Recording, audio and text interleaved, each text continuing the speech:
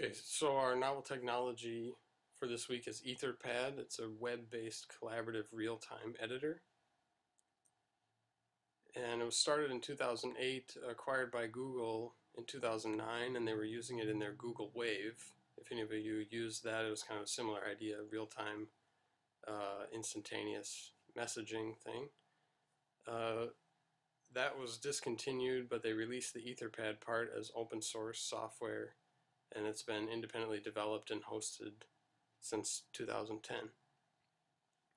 If you want to use EtherPad, there are lots of free websites that host the software and let you do the editing.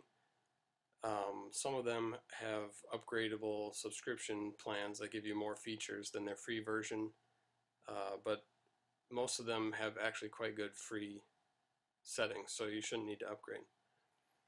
The one I want to show you today specifically is TitanPad.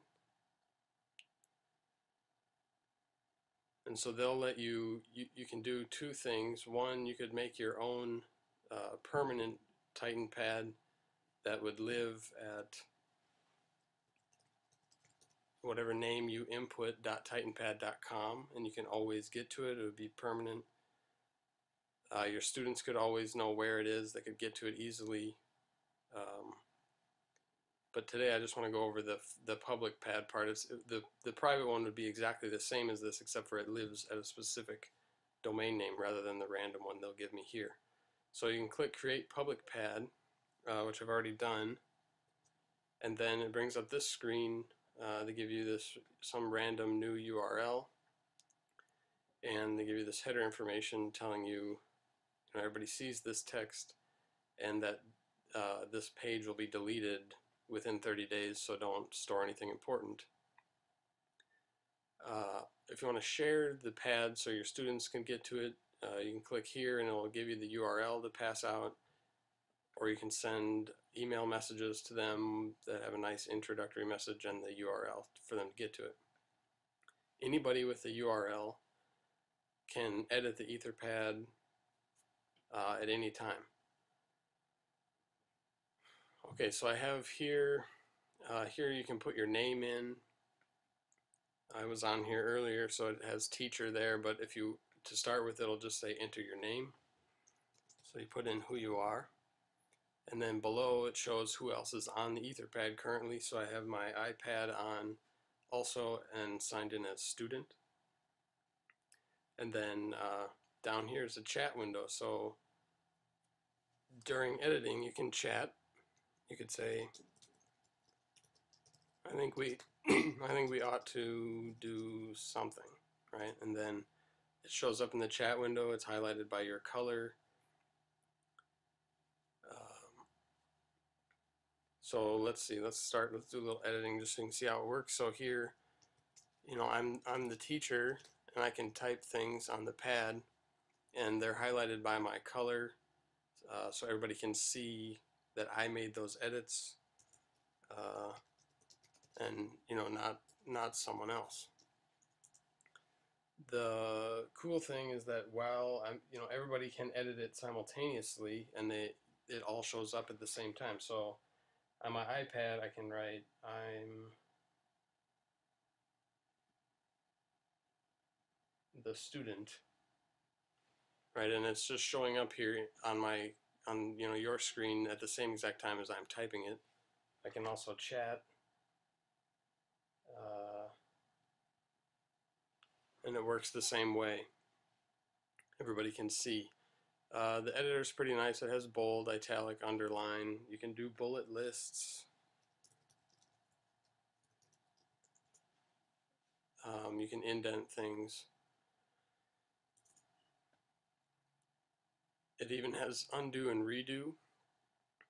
And then some of the options. So I happen to like the colors. That way you can see who's doing what. If you don't like them, you can turn those on and off. The line numbers can go away. You can even do more of a typewriter style monospaced font. The other cool thing is you can import or export. So you could have started from a document, maybe you already had something working, you want to work on it together now, you can put that in. Or when you're all done, you could make a Microsoft Word document or a PDF out of it to save it more permanently, especially if you started on a public pad like this. You can also save specific revisions using this save revision button here or up here. You can see them all. So I haven't done any yet, but if I click one, now it stores this particular, exactly what I have here, as revision 1, and I can always come back to that. So let's say I'm going to do some significant editing, and maybe I'm not sure if I want to keep that or not. I like how it is right now. I can always get back to this easily by clicking restore without having to worry about doing a whole bunch of undos or something. Alright, along with the export thing, if you want to export to Word or something, the colors would be obnoxious. So they have here, you can clear the authorship colors. And that doesn't turn off the colors, because if I type again, they still show up. But it just wipes them away for exporting. The other cool thing is it has a time slider. And so this will show me, I can see the status of the pad from at any point in time, every edit, and I can watch it in real time, you know, everything we just did. And the star was where my saved revision was, so you know, maybe I want to revert to that later. You can hide the chat by getting rid of the sidebar if you're not using it or you don't like it. And you can also have it do full window so you have more screen to keep working, or keep it small.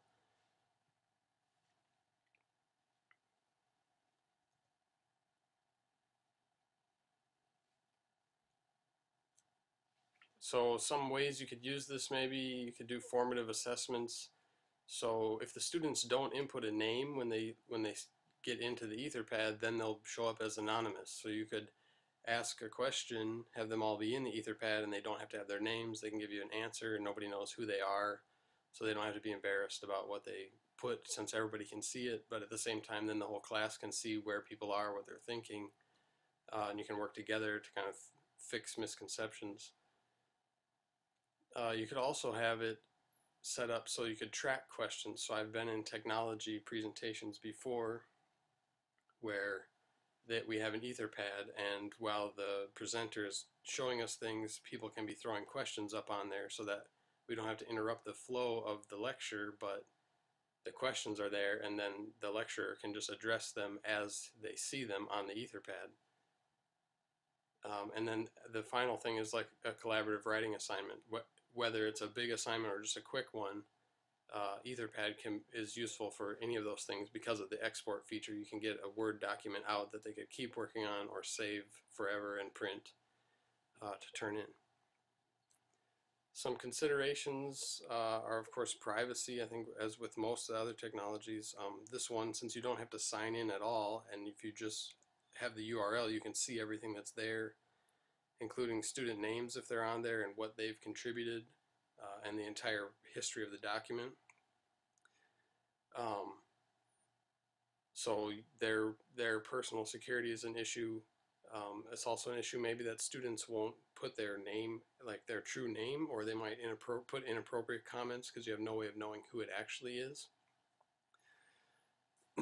A good consideration is that the software is free and it's open source, so it's never going to disappear. And even if all those free websites went down or something, if your school was really using it and they really liked it, the school could host it for free. You can download the software, install it on a school computer, and as long as that's hooked up to the web, everybody can get to those URLs easily. And so, you know, you won't incorporate it into your teaching and then find out, well, they shut it down or now they're charging money or something. It'll always be there.